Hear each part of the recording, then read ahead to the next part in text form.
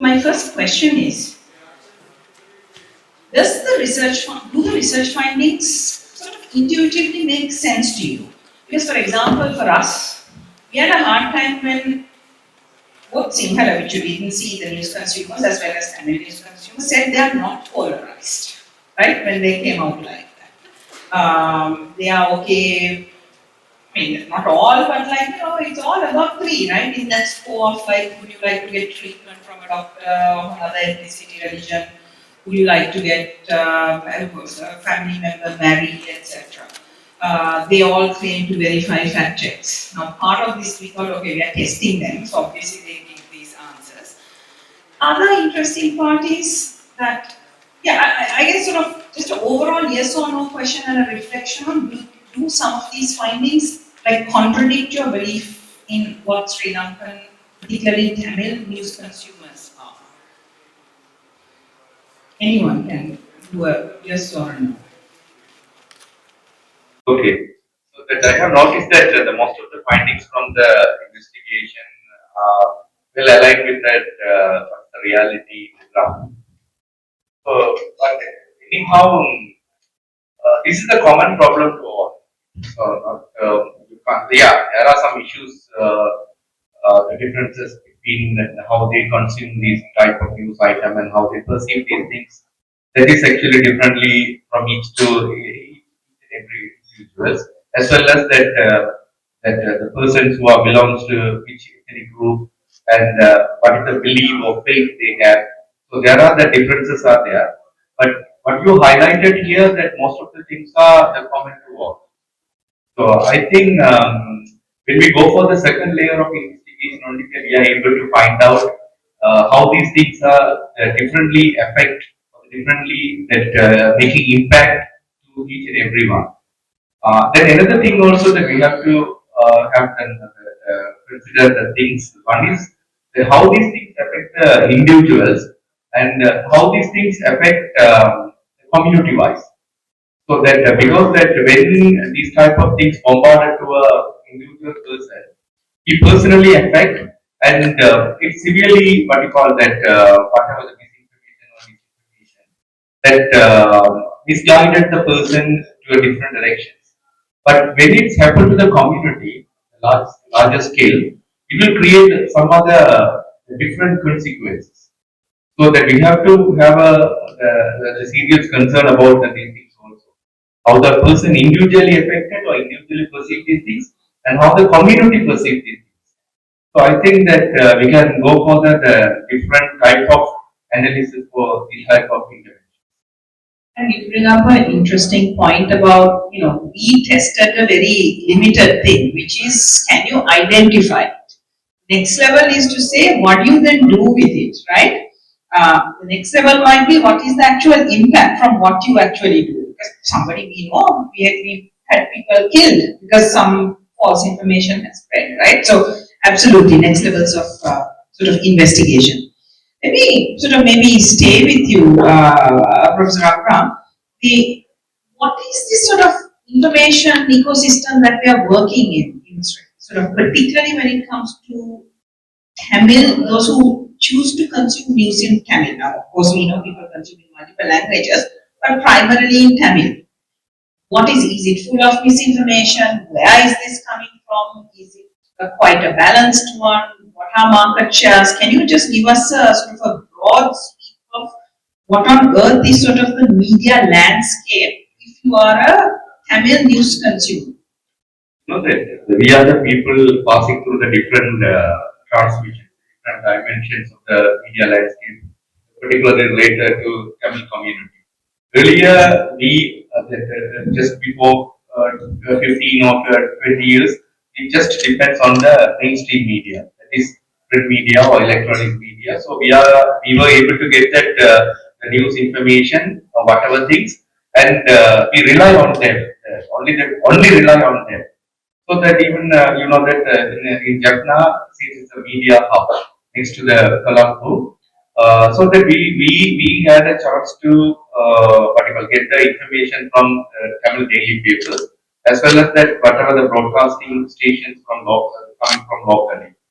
So that the media outlets are, that even though they are very traditional, but they are considered as the source of reliable information, because that we are able to see them, we are able to watch them, and if we have any different of opinions, we are able to approach them and verify the things. So that's easy for us. But when we cross over this type of emerging trend of social media and the new media and online media, we are simply targeted by the different forces. So now that we are not able to trace out who is telling that who are the people, who are the sources there.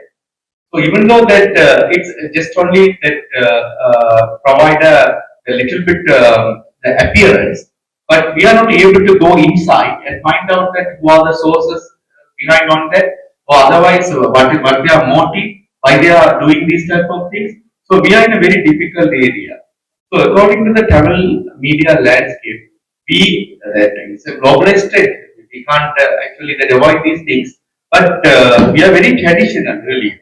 So we simply depend on the sources, the very traditional source of information. So those days, if anything happened, that we are able to approach that particular the traditional media outlet, and we are able to question it. But you know that one thing happened in Jaffna earlier. One newspaper comes from Jaffna region. It was published a news item regarding what you call that little bit misuse of a teacher in a kindergarten school.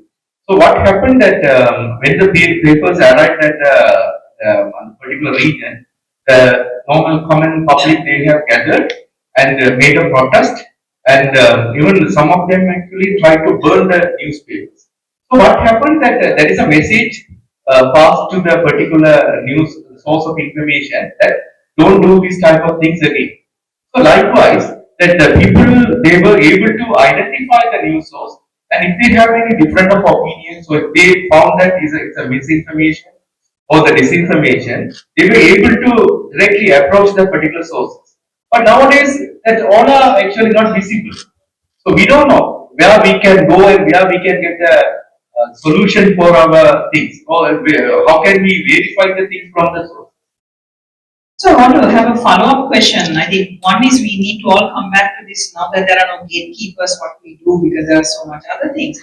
But did you not even in the past have this problem that I certainly see in Sinhala news media, whether it's print or TV, where you can look at the same issue, but on one channel in Sinhala, it looks like the world is ending. And on the other channel or the other newspaper, it's like, oh, the people in power, president, etc., has done this wonderful flowery rosy thing. Same thing, right? So it's highly polarized. Was that not the case in Tamil media, like in the old traditional media? No, it's common. It's common. It's the same thing. Because each and every news media, they have different editorial boards also. They are different. Their ideological stand also different. Ownership are different. So that those differences are making to how to perceive the news and how to pass the news to the audiences. So selection is there, no? So it's a common thing for all the type of media. I want to come to you, Mrs. Saminath Vimal. How does the existence of a large Tamil speaking population in the country next door complicate things or make things better? Because, you know, Sinhala speakers, this is it. It's a tiny little group of people speaking a language, right? And we only can consume essentially Sinhala media. That's sort of very Sri Lanka centric. But for Tamil, I mean, it's a huge one, right? Large numbers of people, large number of TV channels. So even if you forget the online content from India, there's just a lot of broadcast satellite and then reflected online media. How does this complicate the media landscape for a speaker of Tamil and consumer of Tamil news? Regarding this news coverage, most of the news related with both Tamil Nadu community and North and East community are some common programs because the fishery and some kind of problems related with the Sri Lanka and India. That kind of news is very highly focusing on the Indian media also. Otherwise, I think most of the Indian media is influencing in the cultural things because cinema, telegram, and some kind of thing. In the political and economical news is not very influenced back in the Indian media. Yes, please. If I may just add one thing to what Professor Abraham and what Mr. Vimal said, like I think when we talk about the Tamil media landscape, we take a step back and really ask what is the Tamil media or what is the Tamil market looks like. You will find there are three distinct groups that interact and that with a very loose boundaries, right? One is the Tamil speaking population, predominantly in the north, predominantly situated in the north and the east. Then there is, and also in Colombo and also in the center, I want to mention them. But also then there's Tamil speaking Muslim population that is mainly also in the east, but also scattered right throughout. With a huge population in Puttalam. And actually, it's four different factors, right? And as you very well pointed out, South Indian market, which hugely influenced, especially on the satellite TV, the entertainment content films, which hugely has an influence on the almost all the Tamil speaking population in Sri Lanka.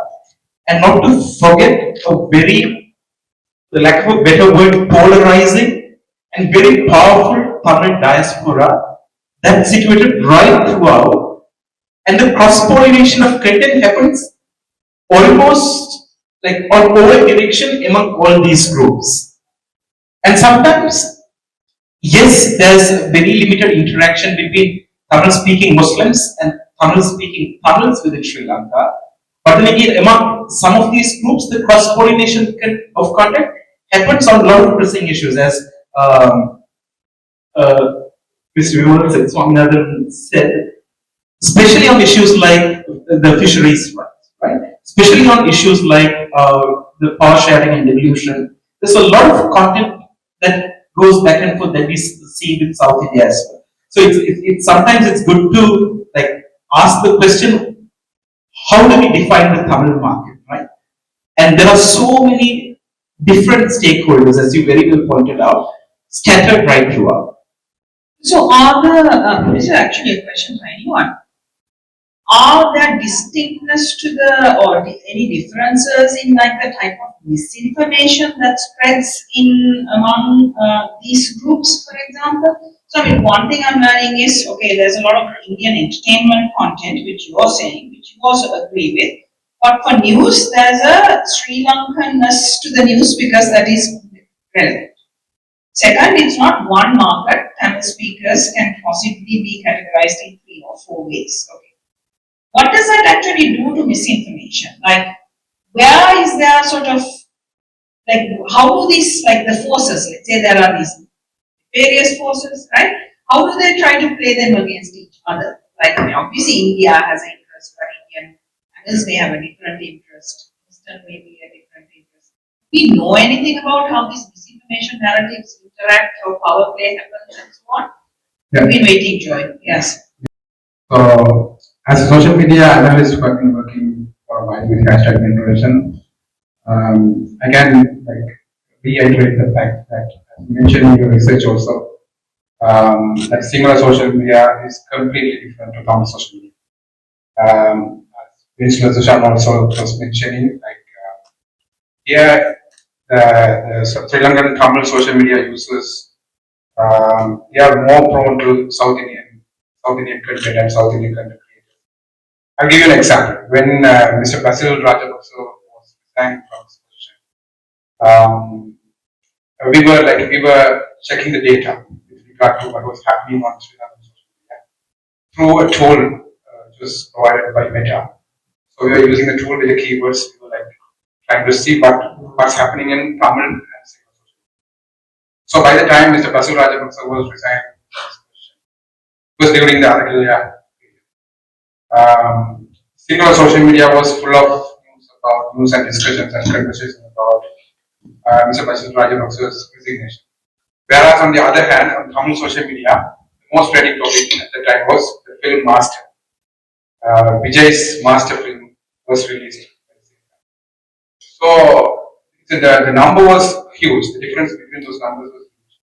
There were a lot of posts about master films, reviews, people going to theaters and reviews from the people from the theaters and all those things. And then, so those were like observed on Tamil social.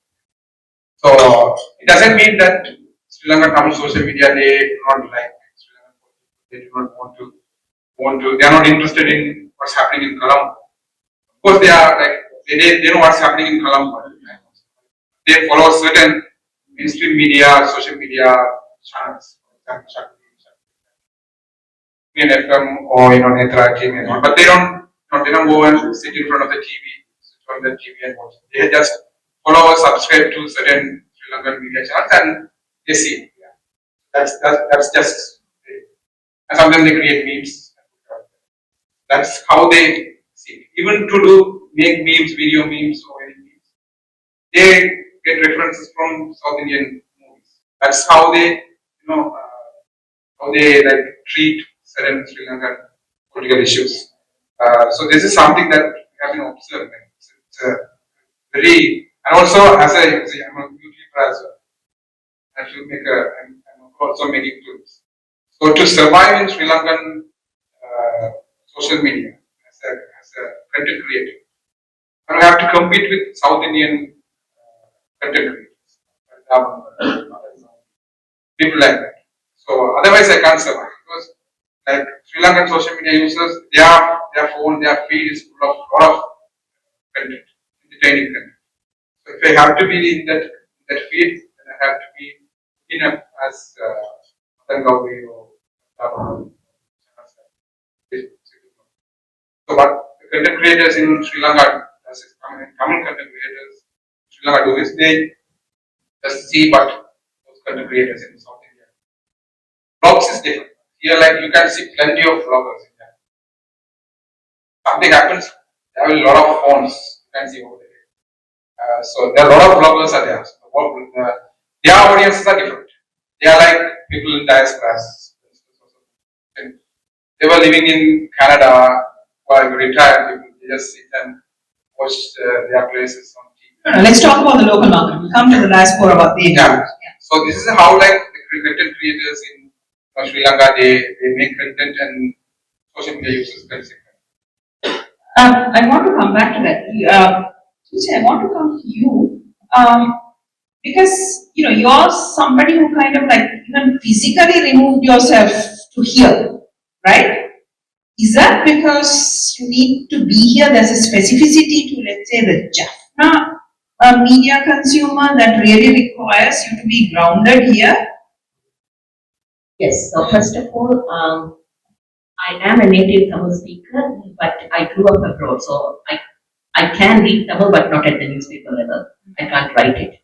So I was a mainstream journalist in the English media in Colombo for about 5 years. And what I realized, and because I was one of the few Tamil speaking journalists writing in English, most of the Tamil stories landed on my desk. If something happened in Jaffna, Batkalo, it would land on my desk. But even the national press there didn't have a budget for you to travel to these areas and ask people what was happening. So post-war, many of these stories landed on my desk, especially in the Jaffna Clemency region. And I had to call people and ask them what was happening every time some incident happened. And I really had no clue what I was writing about. So to get a feel for it, I started traveling on the weekends to Clemency, because that's where most of the stories are coming from. On my own money, the paper wouldn't fund it. And through that, I realized even weekends, I did 1 year of that, and I realized even weekends were not enough for me to get a feel of what I was writing about. So then I made the decision to relocate full time here. Because I saw there were a lot of stories going on from these regions that were underreported on in the mainstream press, especially in English. And I wanted to make sure I did an in-depth investigation before I wrote it instead of superficial writing. Yeah. So was that a matter of not seeing this market as valuable? Because once a market becomes valuable, everyone sends a reporter to be based. In those days, we didn't have Sri Lanka-based AFP reporters. Now we take it for granted that there is a Sri Lanka reporter. Now from Sri Lanka you cover Maldives, but at times there's somebody even in the Maldives like that, right? So is it economics that sort of ignores that there is a valuable market and stories worth telling, or is it something else? Yes, I think it was probably the editor's decision that there was a lot of hunger among people all over Sri Lanka and even outside Sri Lanka to know about, because we had just ended the war at that time. I became a journalist in 2008. 2009 the war ended, so most of the stories I wrote post-war.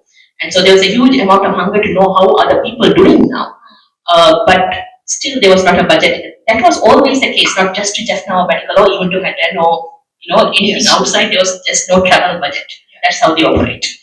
So Have we solved that in at least in some part by citizen journalists? You touched on this, right? Now, okay, there's a okay. I'll ask that as a question. Can I add something? Yes, please. I was the editor of the Lamborghini Coral. So it was because Jaffna is become as another media hub than the Colombo. So this is a very interesting one.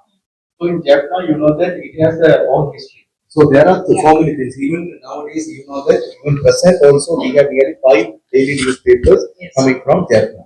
So the taste and the consumption of the news items, information for the Jaffna people is totally different from the what we tend to see that in the national level, even for the Tamil community. So that's why that the regional journalism and regional newspapers or the television channels are existing in Jaffna particularly. So that when I was the editor of the Tinakural Jaffna edition, which calls the Yal Tinakural, even the title also is actually resembles that the Yal is actually is an adjective, and it gives to that another type of emotion to the local readers. So it belongs to us, not Tinakural. Yeah. So likewise, when I was the editor, so when I received the news items from Colombo, I separated them and not follow the front page news item or priority to the front page. It's totally different. It was totally different from the Colombo newspaper. So here I have selected the news item, what's actually that very interesting and what actually necessary for the Jaffna readers. So that I designed the newspaper accordingly, and the sales also increased because of that Jaffna taste. So that these are the things actually happening in Jaffna. So you can't actually generally say that the complete Tamil media consumption or that consumers of Tamil media are same all over the island. But here that in Jaffna we have a very unique style of news consumption because they want to look at that things that what's going on locally. Even they try to copy that content creating in the new media, especially YouTube and other things. But that the contents actually that mostly come from the local arena. Well, you know that very recently that we had a local government election and the ceremony graveyard, all the things are happening. So that these are the things becoming the most, what you call that, the priority wise, the first priority given to these type of things by the local consumers. So that so the Jaffna taste is little different. The consumption pattern is little different from the common pattern of Tamils from all over the island. I want to then come to the diaspora, both as a consumer of news from here, Jaffna and Sri Lanka, but also significantly influential, certainly in social medias, influencing consumers. What do we understand about their role in correcting falsehoods, but also introducing falsehoods and narrative creation, false or otherwise? Have we sort of looked at it? What studies are there?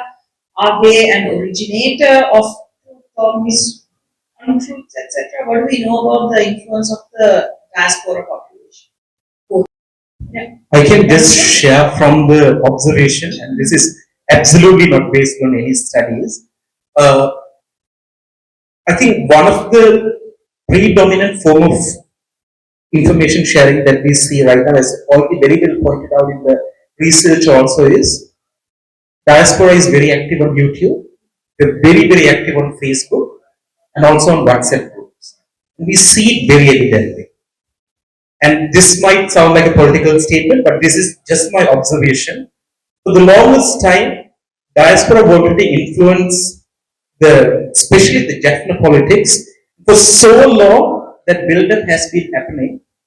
And finally, I think in the 2024 parliamentary elections, they managed to get someone whom they call their representative, articulating what they want to hear in parliament. And I say this dispassionately without any alliances or anything, right? And just coming back to the earlier question about citizen journalism and where it is now, I think I used to have a lot of hope about citizen journalism. I myself used to teach digital storytelling like for like 10 years. I still teach. But I thought that would be an alternative platform to create a lot of alternative narratives or narratives that usually get lost in the mainstream. But what we saw in the last 2 years, especially with the once the YouTube monetization started in Sri Lanka, first factor. Secondly, once there was unlimited YouTube, like if you put like a card, there's unlimited YouTube consumption. And also, thirdly, now mobile phones are becoming even more affordable. Like the whole citizen journalism space is hogged by YouTubers just craving for attention. I'll give you one example, right? My parents, they had very limited education. They are not on Facebook or anything else, but they are on YouTube. And sometimes when I go home, they end up watching absolute garbage from, like, I don't want to demean anybody, but the quality of content is that. Right? And sometimes they don't know which is right and which is wrong. And I don't blame them. So that whole citizen journalism space, I think it's shrinking because of this whole YouTube phenomenon right now. And to come back to the earlier question of, I'll quickly finish it. I think, as you very well pointed out, one of the biggest contribution or one of the biggest part diaspora intentionally tries to play is the role of creating dominant narratives. May it be the issues of Germany, may it be the issue of devolution and power sharing, may it be the issue of local governance, may it be the issue of constitutional reforms, may it be the issue of even the concurrent politics, who should be in power, whether even to the extent that whether how to form local governments with other parties or not, right? That is how influential diaspora has become. And this is very sad to observe because of the might of their wallets, right? Might of their purse, they wield extraordinary power on a lot of local creators. And we are seeing it in real time. And unfortunately, I don't know how to interpret it, last election results prove how effective and successful they were in their deliberate, relentless, coordinated effort to influence Japan. Do you agree, Felicity, with what he's saying? Partly, I mean, I do agree with what he said. But just like the Tamil community is not a monolith here, the diaspora, what I am, because I also believe that it's just the, malactors, the people who don't have our best interests who are active.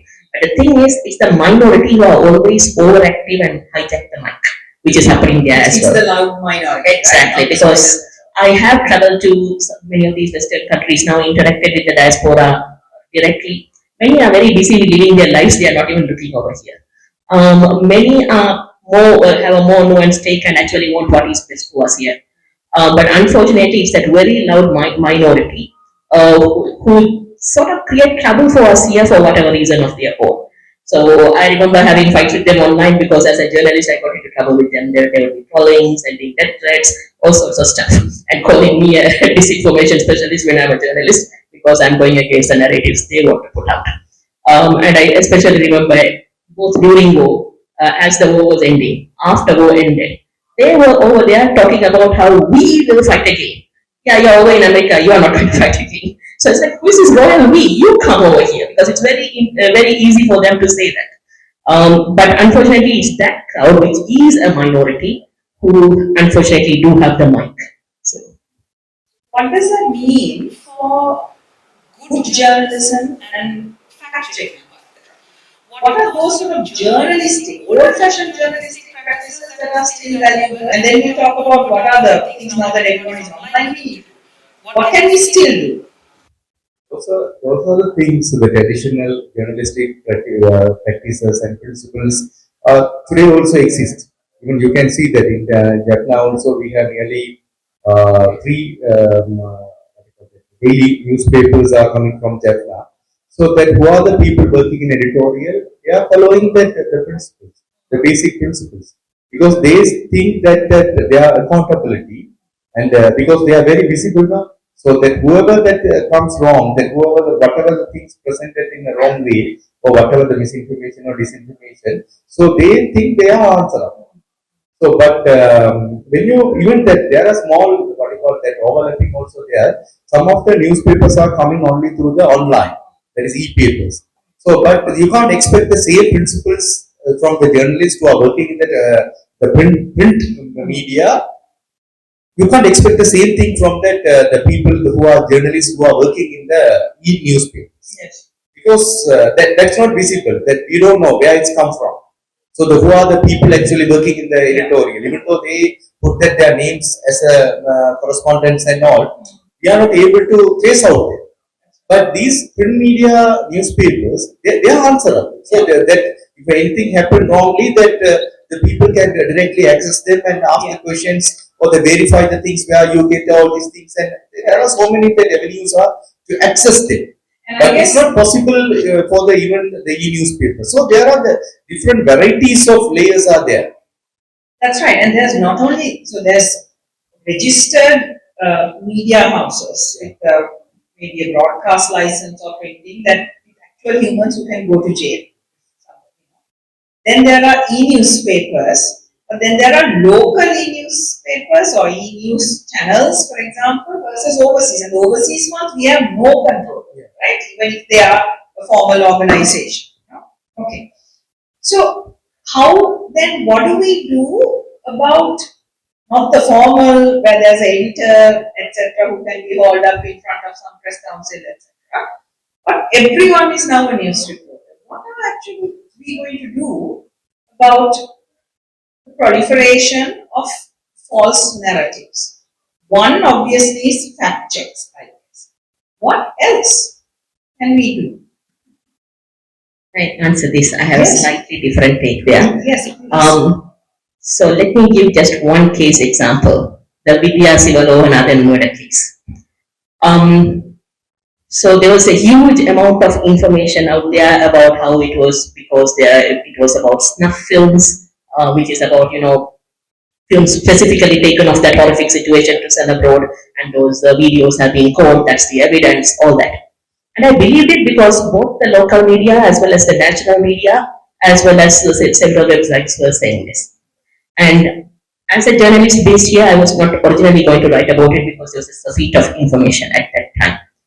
2 weeks after the murder, the Daily News contacted me and asked me to write a story. By that time, a huge amount of information had come out that I was consuming. So 2 weeks later, I went and directly interviewed Vidya's mother. And it turned out that there were no such video evidence. I checked with the police, there was no such video evidence. And I was very puzzled because I believed it, that video evidence had been. So I talked directly to two of the major newspaper editors here who had both carried that. One said the police are lying, we know for a fact that the video evidence is there. The other said, well, we waited for a government minister to say it, and then we said he said it.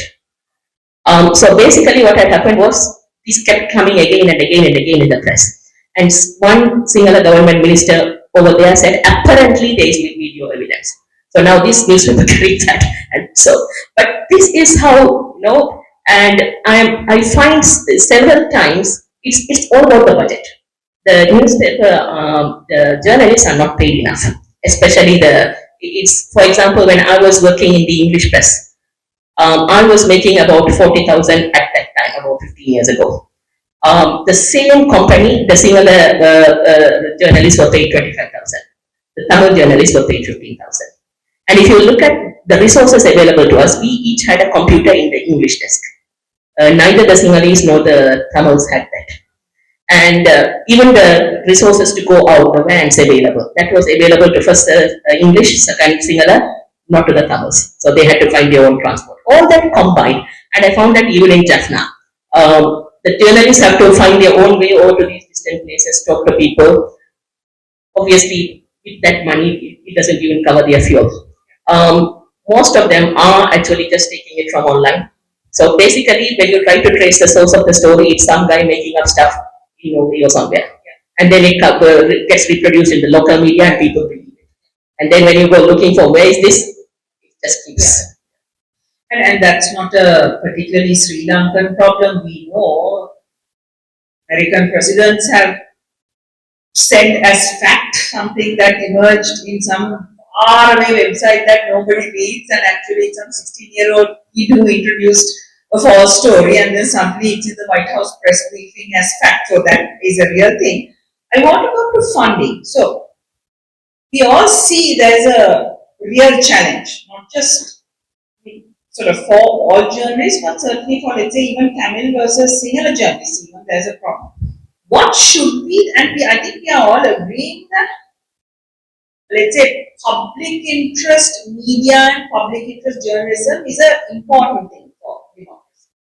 So for example, I'm not saying we need to have a BBC, that's a public interest broadcaster and institution, but I'm saying generally funding across institutions is important, right? For certain types of programming, certain types of content.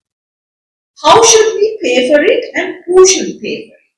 So in England, if you own a TV, you have to pay, I think, £80 a month, a year on your license fee. That's a funding model. That has worked for a long time, which allows people to watch TV without advertising, so they don't rely on advertising. And that part of that funding not just goes to the BBC, but also ITV and other channels also get that. Now that's essentially a tax on people, right?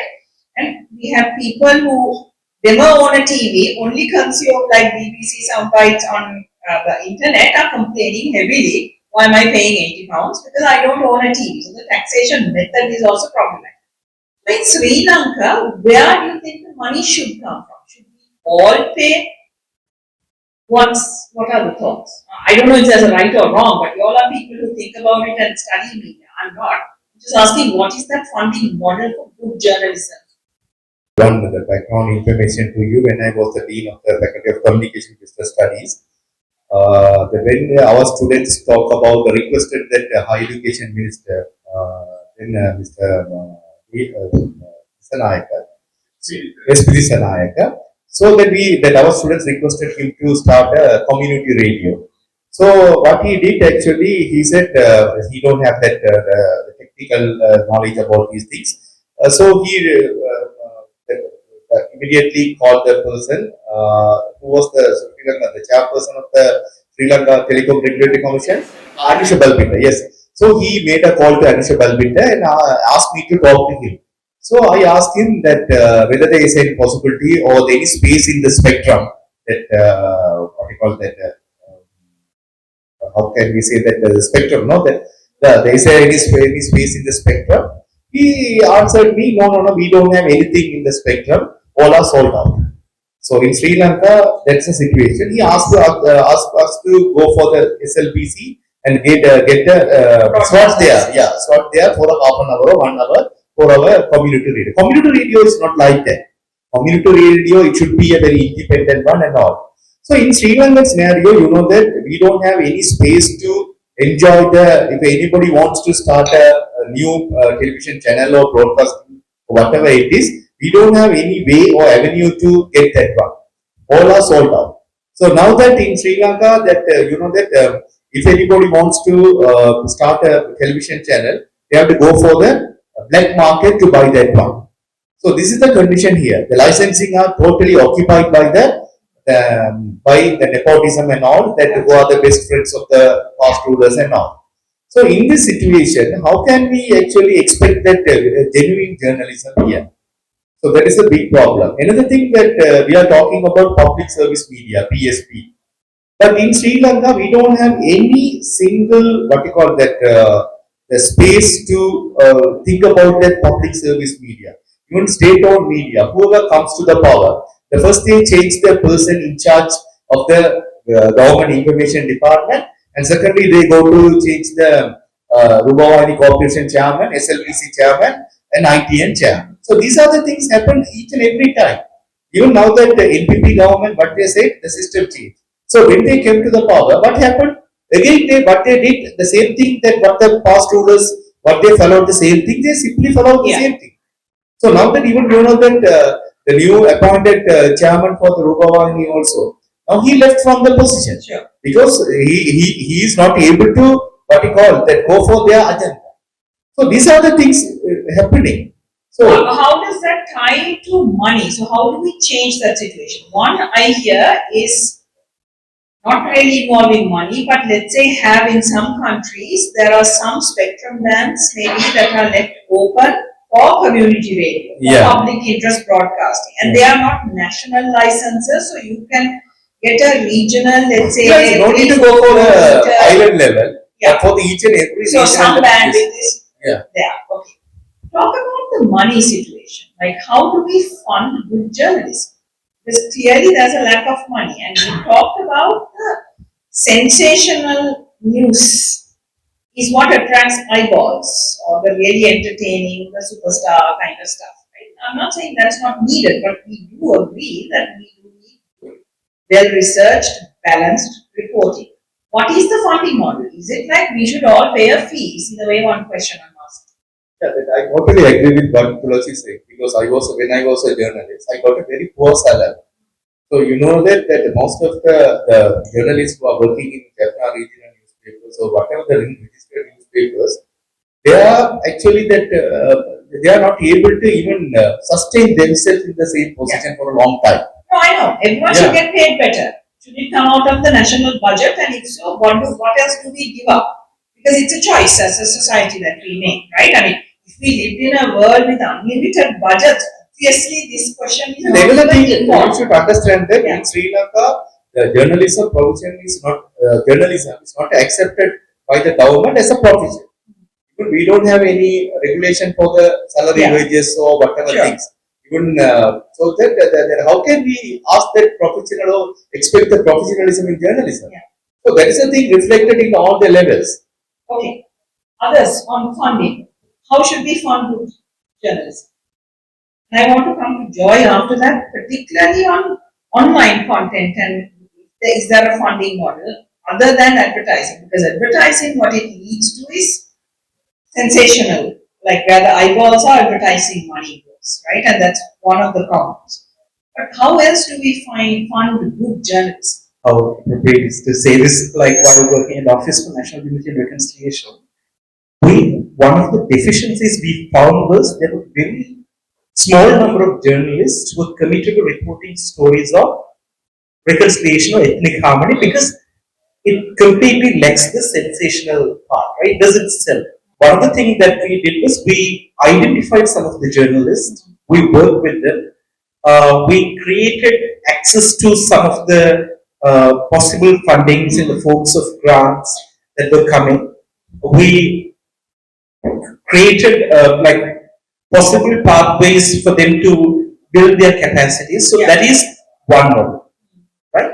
Secondly, other possible thing that could happen, especially about journalism, is there were few, like then again, like as you mentioned, after Trump came, complete shutdown of the funding streams that came from the US, but there were few organizations that funded few of the news outlets, including some of the most prominent ones that gets a lot of eyeball right now, because I don't want to name names, but they were incubated through those journalism fellowships, right?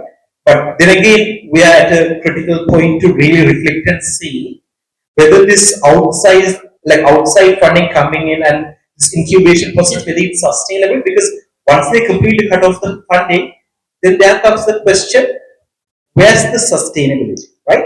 Thirdly, I would go back to one other model that I remember vaguely, but that's the first time I met Professor Aura. It was done by one of the local Jaffna-based think tanks. They selected a number of journalists. They had a 10-week course on podcasting, And this was like 9 years ago. Now podcasting is a predominant platform, but when it was even in the fringes, they did those trainings on photography, citizen journalism. Like, how do we build some of the capacity of the journalists? Then again, there are two things, right? There are some of the projects that are designed without any, just for the to tick the box. They call journalists, they have one day workshop, send them off. But how do we strategically design? So these are like very isolated thoughts, but these might be possible starting points to consider. Parts of a complex set of solutions. I think Tulasi, you want to come in on something. Yes, so several points actually. The funding, the problem there is that whoever funds can hold the shops, and they often do. So you lose your independence on that. Yes. So I don't have any type-proof answers on one size fits all. I haven't started yet, but I mean to come back into mainstream journalism. I was away for a while teaching English. And when I do that, it's going to be by private funding where you have these content creators on Patreon and things like that. So I'm going to explore things like that where people trust me for certain things, and then I want to deliver on that. Coming to sensationalism, I think it's a misconception that most people want sensationalism. Most people have stopped consuming because of sensationalism. They want the real news. Most people do. So I realized when I came over to Jaffna, so my editors refused to fund my coming over here because they said no one is interested in Jaffna news. I came over here and started filing. There was a huge interest, but they still wouldn't pay enough for it. What I realized from feedback from people across the country as well as outside the country was that they were hungry for news like this from the grassroots. But I don't know what kind of preconceived notions that editors had that they decided this is not in the public interest. So they didn't, whatever I filed was from the grassroots. I was talking to people post-war, widows issues, children's issues, disabled people's issues, and a lot of people wanted to know this and appreciated it. But the official narrative I heard from top is this is not relevant. And even in journalism college, we heard this: dog bites man is not news, man bites dog is news. This is utterly nonsensical in my estimation, because man is not going around biting dogs, and occasionally you might hear of one. But if that is the only news you're going to put out repeatedly, this is where you get your fake news income from. It's like the sensationalizing of something that's abnormal and leaving out the nuances, which is what people want. Yeah. So there was not on TV. There was the most systematic study on sort of the sensational news spread was done in 2018, looking at Twitter users in the US. So we are actually trying to replicate that on Twitter, the same study for Sri Lanka, but showed where they took information that was widely going viral and widely used, etc., and classified it into sensational versus more normal, truthful kind of categories, all across the US for a particular period of time. And they showed that the bad news, the clickbait, the sensational news spread faster and much broader across a larger group of people than the good news or the fact, right? So certainly on social media platforms, the sensationalism does sell. And then because the advertisers that we are talking about are not very discerning. I mean, I've talked to advertisers where their criteria is my ad can't appear next to pornography or next to child abuse or sex trafficking. But nobody hardly ever checks whether it appears due to a complete falsehood where somebody is saying you can drink cow urine to cure COVID-19. They don't care beyond a certain level, right? So they are not fact checking adjacency of their ad placement, which means they are only checking for eyeballs. So there is that real problem. I want to talk to you, Joy. You're also a comedian, right? How do we use the not boring stuff, I'll call it, to make good news, the good fact checks, the journalism, like really reach the masses? Because one argument is to say, okay, the few people who like the good facts will engage deeply for 1 hour, right? But also we do need to cater to the market that likes the 20-second news, but it has to be true, right? The short attention span people. What are the creative ways we do? We go into the theater and see the audience, see the people watching a movie. Like if the movie is a bit slow, then they will take the phone out and start checking the messages, WhatsApp, Facebook, and everything. You can see it in theaters. So now even the filmmakers and all, they are trying to cater those audience, like so-called 2K and 90s kids, called 2K and 90s. So those audience are they have a lot of content to watch. They have a lot of options on their social media. So like if something is boring, they'll just get out of it and watch another content. So that's how even the theaters, they pay for the movie, go into the theater, watch the movie. If it is slow, then they'll take out the phone and watch it. That's like one of the reasons why Thug Life is like is criticized. A movie called Thug Life is criticized by fans. Whereas the another movie called Good Bad Ugly, Star, Good Bad Ugly was like it was celebrated in theaters and it was a blockbuster movie. So they say it's a real type movie, Instagram real type movie. Like every second there's a cut. It's a very fast moving movie with a lot of entertaining references from previous movies and things like that. So now the audiences are different. So to cater that audience and to get into that audience, to entertain them, you have to find ways to get them So engaged. you're saying you need to beat them at their own game in a way by making the content attractive, using that shorts like YouTube shorts kind of format, etc. Because we can't necessarily rely on the black and white, long format, etc. Because there is a fundamental change in the market, right? So the truth has to, in a way, format itself into that market is one of the messages. Exactly. And even my videos, my a lot of videos, even got like 10 million views on TikTok and YouTube. So some of those videos, like I use only 30 seconds. It won't be like more than 30 seconds. That will start, it will get them into the video, and there will be, every second is designed. Every second of the video is designed. So we'll take a lot of time, even a one day to create a 30-second video. I mean, to create the content, to write the content of the video. Sometimes we take one day, a whole day. So second by second, we just sit and see how it's going to go and end. So that's how content creators have to create content for fact checking and all. If you write something, people usually they don't go and click and they don't watch it. So if we give a content through YouTube short or like Instagram reel, then sometimes if it is entertaining enough, they will definitely watch it. And if there's some sort of information, information is there, then they tend to share it with their friends. So that's how even like, there are two types of audience in social media. Like there are like you can call them like senior social media users. They are like elders. And the current generation, like 2K and 90s kids.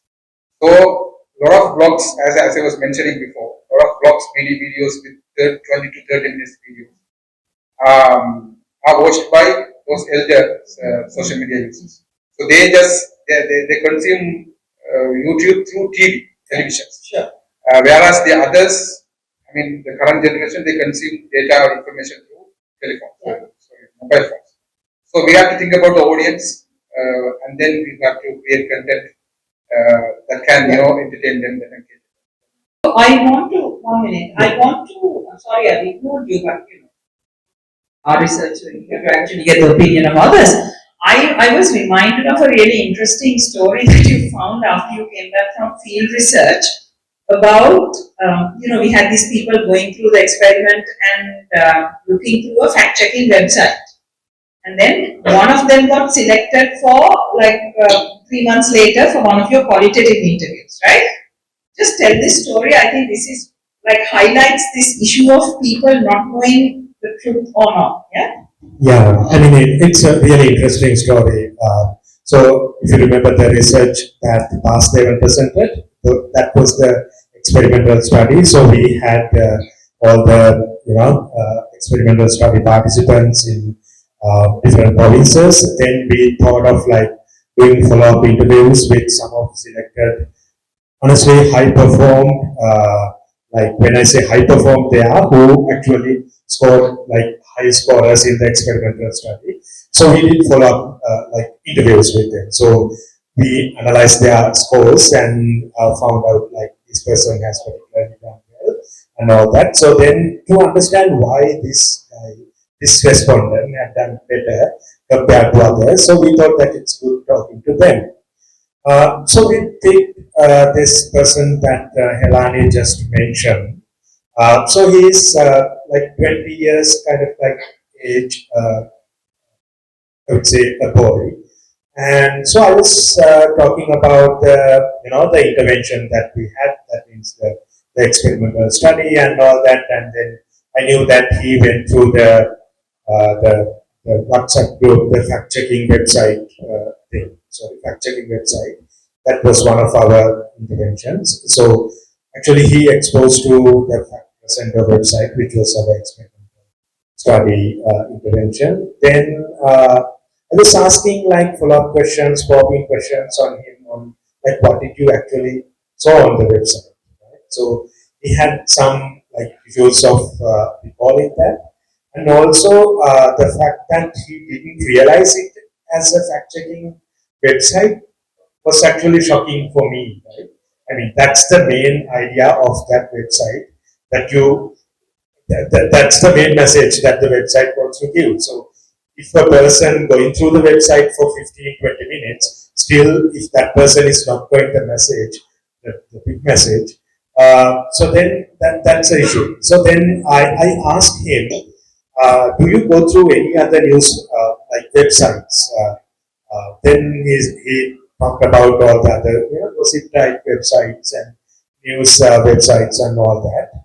Then I asked, what do you see a difference between the website, the fact-checking website that you exposed to during the intervention, and the other websites that he just mentioned? Those are gossip type websites and that sort of. Actually, he didn't see any difference, right? Then because as a researcher, I can't leave him at that point, right? So then I told him, okay, do you really don't see a difference between that fact-checking website and others? Actually, the fact-checking website was meant to be to fact check and give you the truth and all that. Then his response was, oh, I thought it's a website to spread misinformation. So that's how the consumers are sometimes. I mean, this can be an extreme situation, but But this is a answer, person who shows up in the statistics as a high performer. That means he had high ability to distinguish, and yet a fact-checking website looked the same, as a gossip website. So I want to come to you, not necessarily to talk about fact-checking, but just generally in terms of fact-checking. How do we get the message out there? We know that people rarely read a fact. as you mentioned earlier, right? Like there's a very interesting quote, like when truth ties the shoelace, the lie has gone around the half the world, they say, right? And which is very true. And this was, I can't remember the name of the research, but it is also evidently proven. And sadly, that the effectiveness of the fact checking is very low. But how do we get around this is a very good question, right? I think that's where, like, I wanted to come in during the last question also. What people like Joy does, using parody or comedy, which is very engaging to broad range of audience, I would still say. Sometimes I've seen older generation people engaging with this content as much as the younger generation was, including my parents, right? Like sometimes, how do we like? We can clearly see there's a habit of once people consume news, especially if it is aligned to the biases that they already have, they simply believe it to be true and they go forward, right? And they wouldn't even like the question whether would this person would have said that or not wouldn't even cross the mind, right? And we have seen it again and again. I'll give you a very specific example, right? When we talk about journalism and the as we also initially spoke about this narrative creation, one of the peculiar narrative creation that happens in the Tamil media market is what I call traitorization, right? Anybody who doesn't align with your view, they will simply call traitor. And this is not a recent phenomenon. This is not just during the war, it has always happened, right? Always this traitorization has been happening again and again. I think why I wanted to use that example was I remember Joy made a video where like this guy was interacting, a politician was interacting with one of his aides, right? And this aide says, oh, this guy has told about this thing, apparently it is true, this politician simply says, I'll go and call him a traitor. People really easily trust me because that word will really bring the message home. And like when an objective observer or somebody who like look at the real sees it, sometimes there's a possibility for it to stay with the are they like is there any merit behind using that label behind people, right? So I think one of the ways to get around this fact check is how do we creatively and effortlessly bring some of these narratives, right? Yeah, so how do we do that? That's my question. And what one do you of- actually do? One is certain- really making a point Yes. about using a humor, really understanding your audience, shortening because there are people with very short attention spans, really targeting in a way into the way they are used to consuming. Is there any experience from Crescendo or your other work? At present, I'm not too sure, but one of the other hope I see right now, especially on Twitter, is because it is integrated with Grok, the other XAI based company. Now, for any tweets that is put out, you can just ask Grok, is this true? And it will do a quick, like a real time analysis and give you like a breakdown of the facts like any other large language model does, like what ChatGPT does. Right? I see a lot of hope with that. I don't know where it's going to go. And this is one of the questions I wanted to raise from the last slide past we haven't presented. Like we are also talking about platforms taking accountability for fact check. No? Like platforms should be able to. Yeah, I want to actually moderate you there because my question is really about fact checkers, what they can do different. See, that is, like, I'm going to the platforms because of very reason.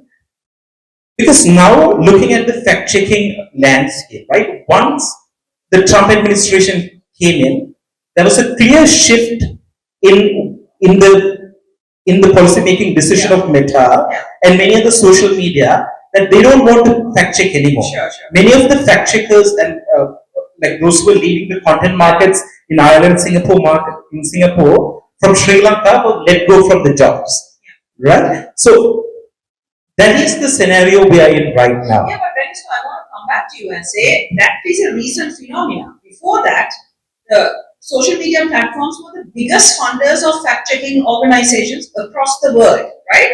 And still the fact checks were not effective. They were not getting to the people. So there was something wrong. I'm not saying what Trump did and what Meta is doing, cutting fact-checking is a good thing. I completely agree there's a problem. There's a fundamental problem, I think, with us, our general hope that these truth and fact checks are a solution. That's what do we do? I mean, do you keep doing fact checks if nobody is reading it? In a way, is my so short question. I really think if you really ask me, are the fact checks effective? My simple answer is absolutely not.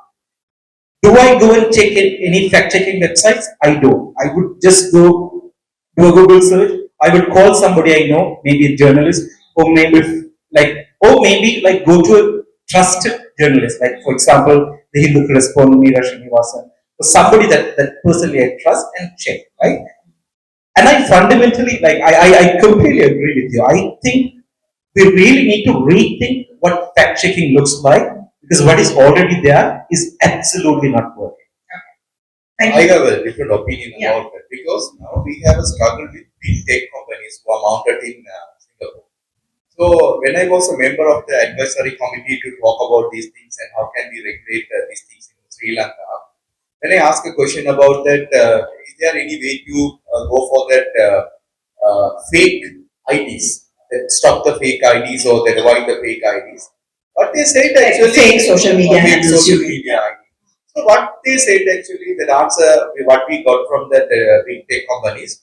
No, this is a way to actually keep the whistleblowers. So whistleblowers. So whistleblowers actually that they have their own problem because that when they go for the against the government or critique and become as a critic to the government, they want to actually hide something. That hide something they want to that preserve that themselves.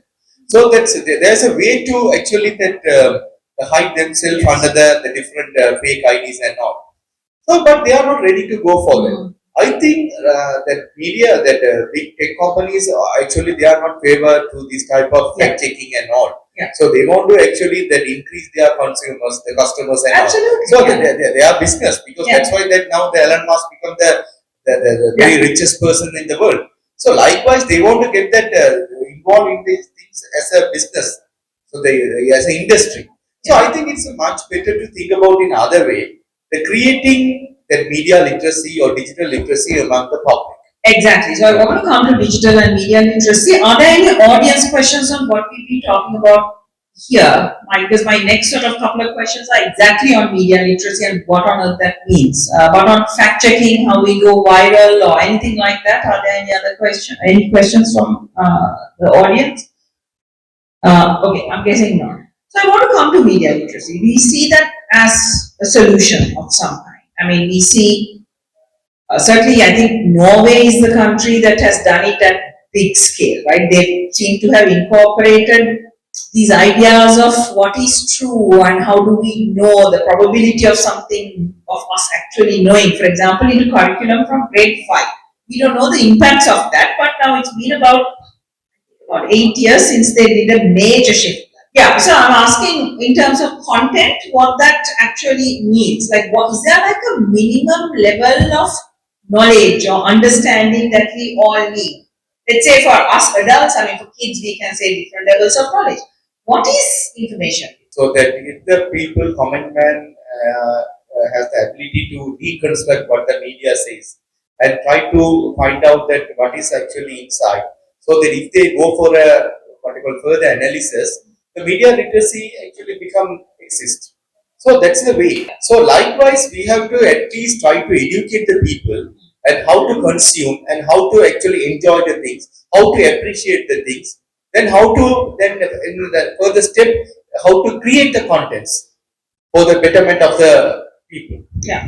So, Vimal, you were in the National Education Policy Framework Commission at one point. Maybe you still are, sorry. Yeah.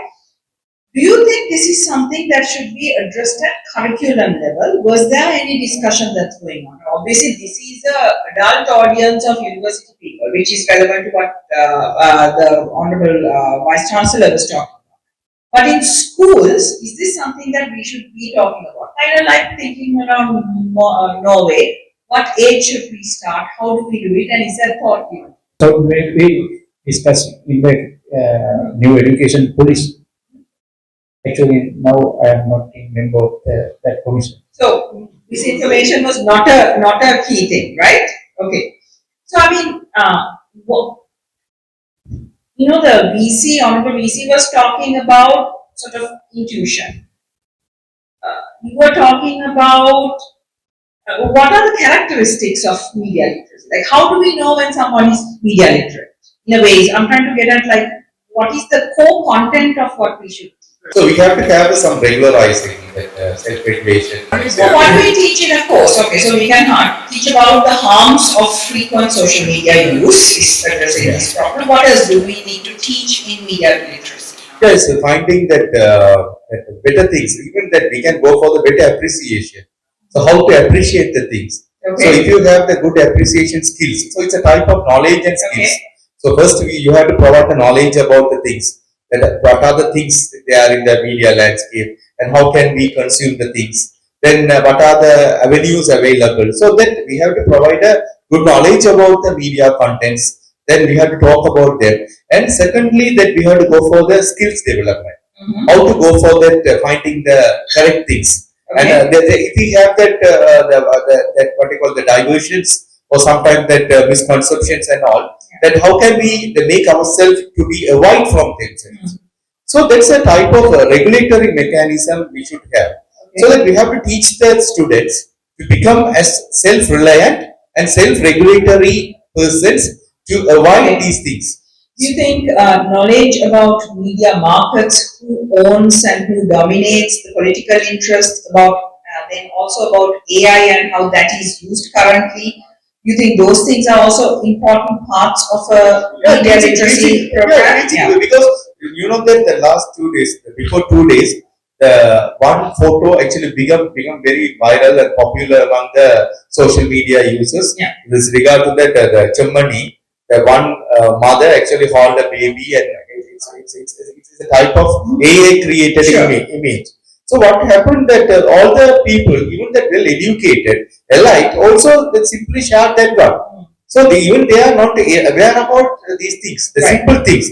So at least whatever things comes new, the technological advancement or the developments, we have to teach the students first. Yeah. So these are the things going on. So that's why that's it. Now that AI is another challenge to us. How we are going to manage that one. Yeah. Okay, there are good parts, there are the bad parts. So that we have to teach them how can we make use of these things for our what you call the betterment. Yeah. So that's the way that to actually the students make them aware, Yeah. teach them, and make them actually that how to consume the correct things. So how to identify the things. So these are the things. Even you know that one parliamentarian, he actually delivered a speech there in the parliament without knowing these type of things. So it's very challenging. Maybe may I add one thing, adding to what Professor said regarding the inclusion. I think one, like, let's see what has already worked on a real time scenario. What has worked is from a very, like, childhood days, we are very effective at teaching children about what's a good touch, what's a bad touch. When somebody approaches you, the children are naturally able to discern, is this person having any other ulterior motives or not, right? But if we translate it to our online behavior, right? This doesn't happen. For example, in a real world, this is what we teach in digital security also, right? We couldn't go and ask somebody who I met completely right out of the blue, question like, do you have a boyfriend or a girlfriend? Or can I get your number? Or can I talk to you personally, right? But it happens often or every day on the social media. Because this boundary is blurred. People, like, so one of the effective things that we could teach them is people already have the skill of critically thinking and analyzing when it is in a real life scenario. When somebody comes and asks you something, even if somebody flatters you, people are able to realize, this is why this person is saying. How do we translate this sort of understanding that they already have or build on it for an online scenario? For example, when you see an image or when you see a news site, right? Even like on a fundamental level, if somebody says this person has gotten say 200 billion from a person, when you look at it, like to a certain extent, you can know it's exaggerated, right? But how do we give them that understanding? You already have this on your real life, but also now if something looks off to you, do that. And sometimes there are these messages that comes with call to action. Share with 10 people so that you will get good help. Right? Once you see it, then you can really see that they're trying to go for an element of virality. Right? And then using of like this hyper sensational imagery. Right? So these are, I think, one thing regarding the media literacy. I feel that when we talk that really can work is how do we identify real time instances and help them relate to it because they already do it. One simple example is right. People have a habit of sharing passwords in the name of they trust other people. Right? It's part of like digital literacy. But we do not share, we do not tell everybody in the room where we keep our keys at home. So we don't have the habit because we know that people shouldn't enter our home. But people have the habit of sharing passwords because there's a fundamental deficiency in understanding the real harms in the offline world and what are the possible harms in the online world. And if you ask me, harms in the online world now outweighs much more than the harms in the offline world, and they tend to spill over also. So how do we find these real life parallels in teaching them? That's one suggestion. I wanted to build on what Professor and Professor Raghuram also said. Just two more questions. One is about just the role of AI, and if you can sort of think through this. So, is AI useful in fact checking? Let's start with that. We tried in Sinhala and Bengali because we are a regional organization to do, because remember one of the problems of fact checkers is not problems, like a feature is that they limit their fact checks to things that they think is going viral or is within their sort of strategic mandate. So some people might be working on health and therefore they fact check only health things, etc. Right? But the problem is bigger. So can you do it using algorithms was the question we asked. Check everything because you need that speed. Humans can't do it.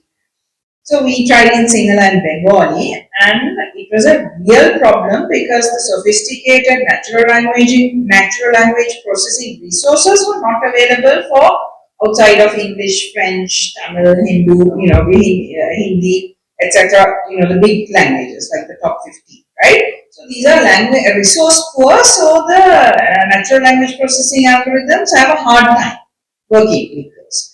But can it be a useful tool in identifying misinformation is the first question. You can start for us. I will just give you just one recent example because again, as Professor Abraham said, there's a lot of misinformation that is going around regarding German, right? Not even misinformation, like the people talking from their biases, right? Speculations as well. People said, how do you know that whether LTTO military people did it, right? I went and Google searched. I knew about the story because in criminal law we studied Shanti's case, what happened in the courts and everything. There was a lot of things. I went to the chat GPT, I enabled the web search option, went to the reasoning model, and then I asked, I copy pasted the question here. The person asked, said, this is the question. I want to step by step explain to the person, and for each of them, I need it to be tagged. There has to be a resource, right? And I went through it. It was almost 100% accurate, but it gave up. So I believe in the AI era, we are in the very beginning. If you really understand how to prompt it correctly, we can fact check it, and it's very quick, very effective. And I'll add one more thing regarding the native language support. I believe, like recently I wanted to do a translation, I didn't have enough time, I don't trust Google Translate at all. So what I did was, I fed in the material, I said I want it to be translated like that, I don't want you to summarize anything, I want it to be a verbatim translation as much as possible. With very specific prompt I gave, then I read through the translation, it was way, way, way, way better than what Google Translation can do. So I think that if we have the knowledge about how to prompt it, yes, it can be a very effective tool, and it can be a very effective tool to quickly. For example, say we are running a media company, right? Say 300 people are asking a question. If we can quickly make a summary of what are the questions, and if we can find the answers, it's just a matter of copy paste. So I think we are at the very beginning, and there's a huge potential of using AI, especially on the issues that are very well discussed, and there's enough information in the mainstream. For example, Germany, because it's there from 1999, and there's been numerous reports from Guardian, New York Times, and everything. It was easy. Yeah, fantastic. Yeah, thank you. I mean, I broadly tend to agree with that, and I think the old AI algorithms are one thing, but the large language models that are coming up are fundamentally different, and the language resource problem is to a great extent solved. Thank you. Tulasi, is AI changing what you do? Right now, I'm an English teacher, and it's very annoying how students just outsource everything to ChatGPT. So unless I get them right under me and watch what they do, they're just going to put everything into ChatGPT. They just can't process anything. I watched students who had signed up for a creative thinking course who had been given a puzzle, and the teacher was right there, and these guys were discussing, let's just take a snapshot, feed it to ChatGPT and get the answer. And you signed up for this course to think differently. Yeah. So they immediately go for ChatGPT for everything. Right. The other thing is that at 30-second to 1 minute attention span, it's really dangerous. This is why TikTok is getting banned in many countries. This is why China banned it before exporting it. This really is broken brain syndrome, because I've been teaching for about 6 years now. What I noticed was that students here, their education system is memorize, and nothing else. I'm trying to address this now because there's something wrong with how our kids are growing up. By the time I see them as adults, their brains are sort of defunct, I would have to say. They can't think on their own, they can't process on their own. one of the things is that they have never read a storybook for pleasure. It's just memorizing the textbook. That's all they have done. And so they can't sit and read a book. They can't read one page of a book. Sure. But 5 years ago, they could watch movies.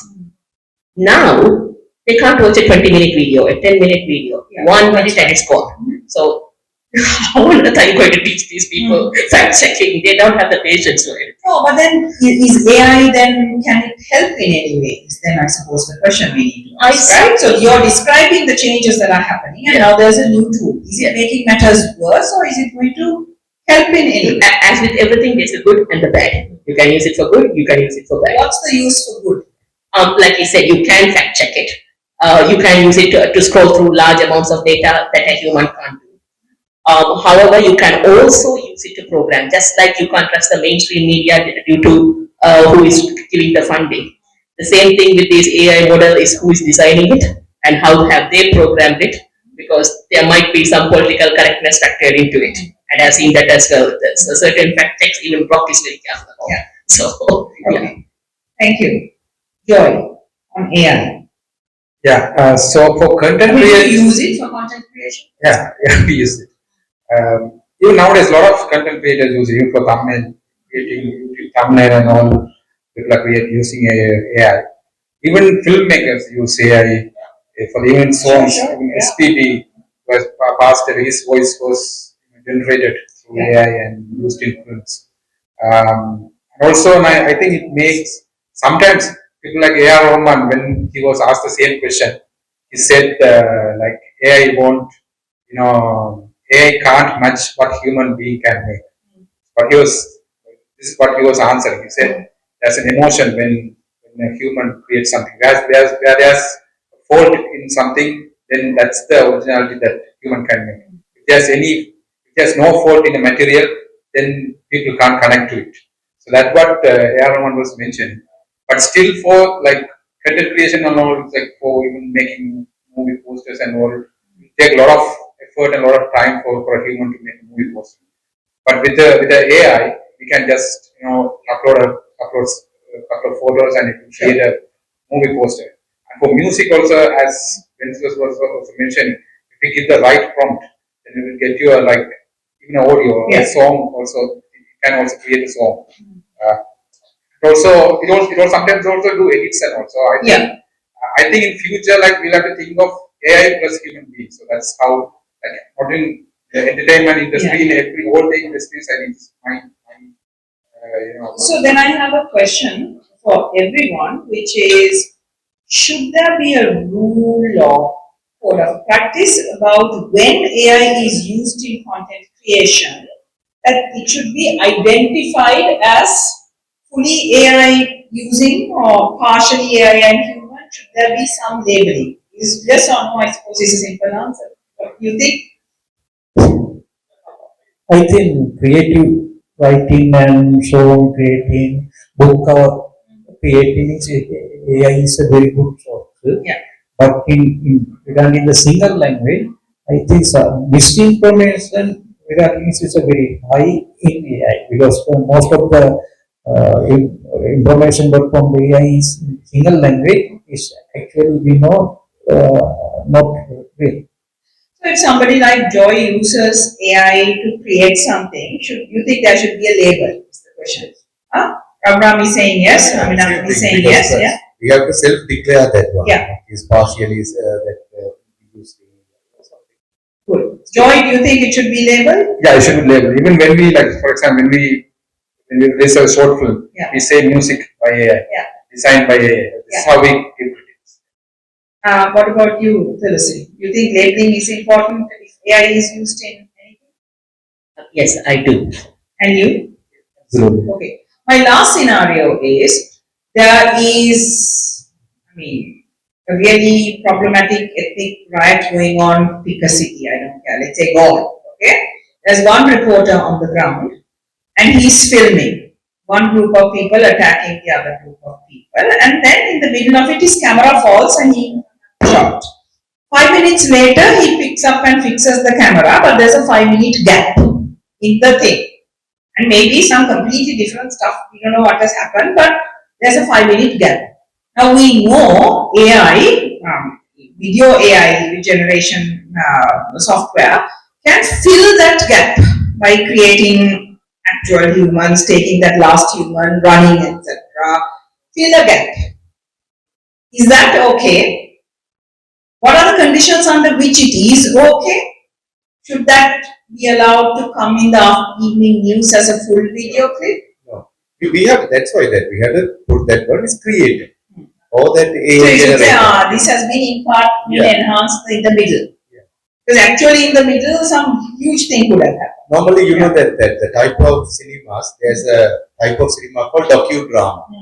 Because that you can't actually, if you are not able to produce or film something else, then you can recreate that one again. So likewise, if you get the help from AI and recreate that one, Yeah. so self-declaration that's good actually. So that they can go for that. Good. So the labeling will solve part of the problem because you could have, story could have gone this way or the other way. No? Okay. So Disclaimer, like. yeah, a disclaimer. Yes, then.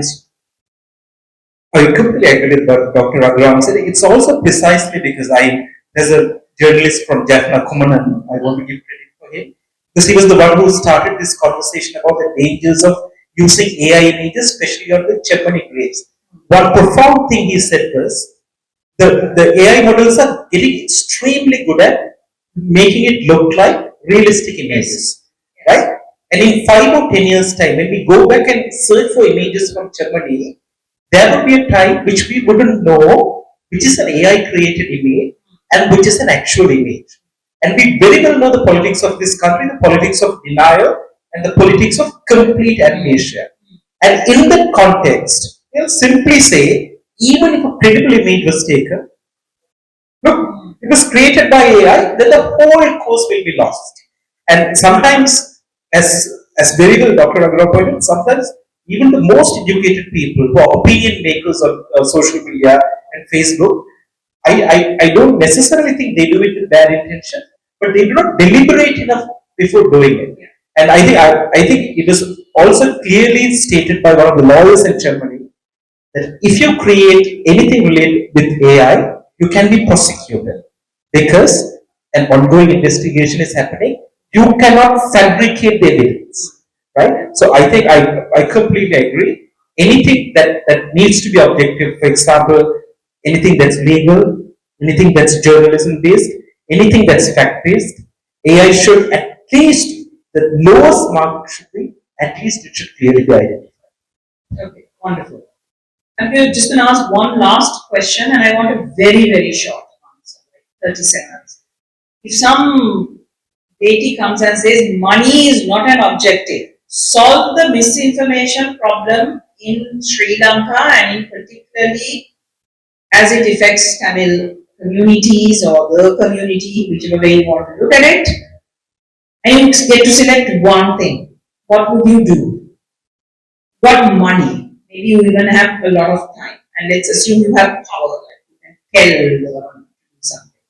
So I'll start with you. I know because you're going to say it's research, right? So since I'm a researcher and I represent LIRNEasia, so my solution will be research, because research is always to like find the bridge the gap, right? What's the reality out there and how do you understand the reality? And so doing the best research will be the answer, Okay. because we give only 30 seconds. So Yeah, that's it. But we don't know what type of research, but we'll try to introduce research and data into some conversation. yes. Okay. I don't have any idea because I can't produce the instant food now. So that there are things are there. So I need type of legal regulation. It's important. We have to go for that also. Okay, wonderful.